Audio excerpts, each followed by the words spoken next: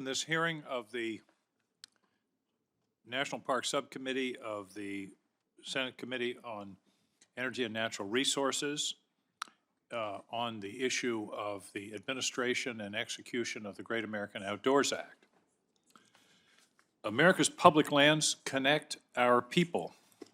They give them common gathering places for some of life's most wonderful moments, from sunrises over Acadia's National Park in Maine to sunsets bouncing off the light of the canyons in Zion. From the overwhelming expanses of Yellowstone to everyday joys found in local nature preserves.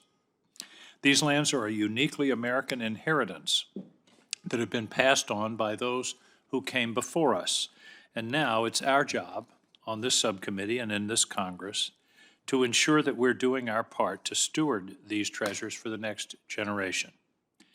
In 2020, Congress took a massive bipartisan step to accomplish that goal. I was proud to work with my colleague, the vice chair of this subcommittee, on that work, the Great American Outdoors Act, which was the most important land conservation legislation in a generation. This bipartisan effort enacted two major provisions to strengthen our public lands.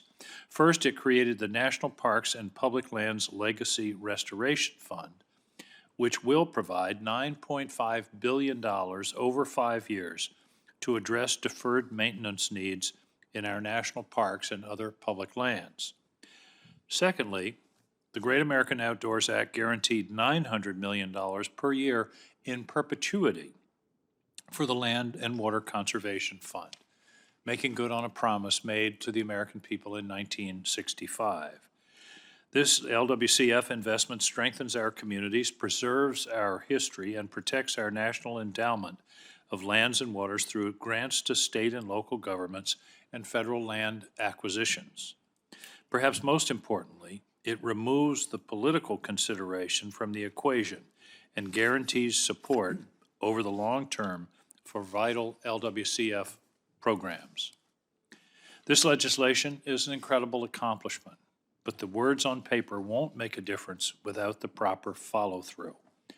One of my mottos in life is execution is as important as vision, and that's what we're talking about today. That's why our subcommittee is meeting for the first congressional hearing on the implementation of the Great American Outdoors Act. It's been about 18 months since this landmark legislation was passed, and I know that the U.S. Department of the Interior and U.S. Forest Service have been hard at work implementing the act and getting funding out the door.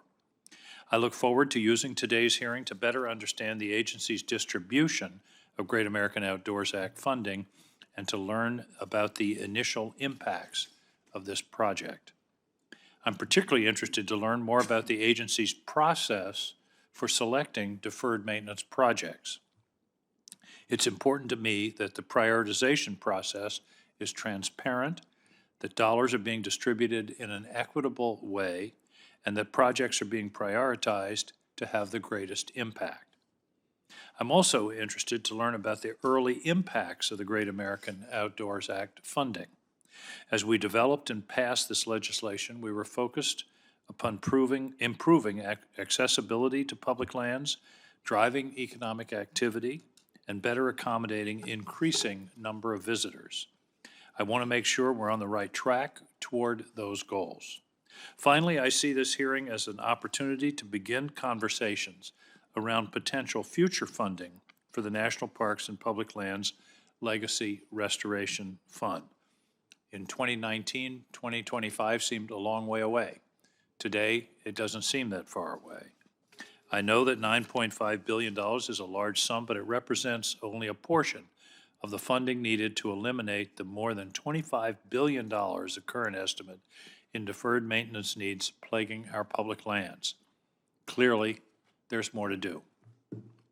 Deferred maintenance isn't responsible. It's putting off until tomorrow what you already know that you owe today.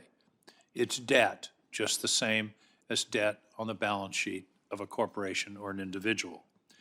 Ask anybody who's done the minimum payment on a credit card, and you know how that works out in the long run.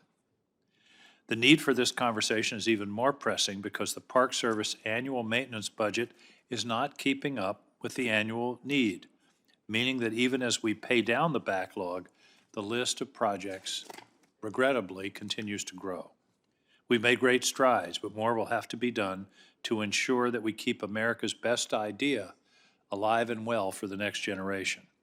That's why I'm looking forward to today's discussion and the valuable insights of our witnesses and our committee members. Senator Daines.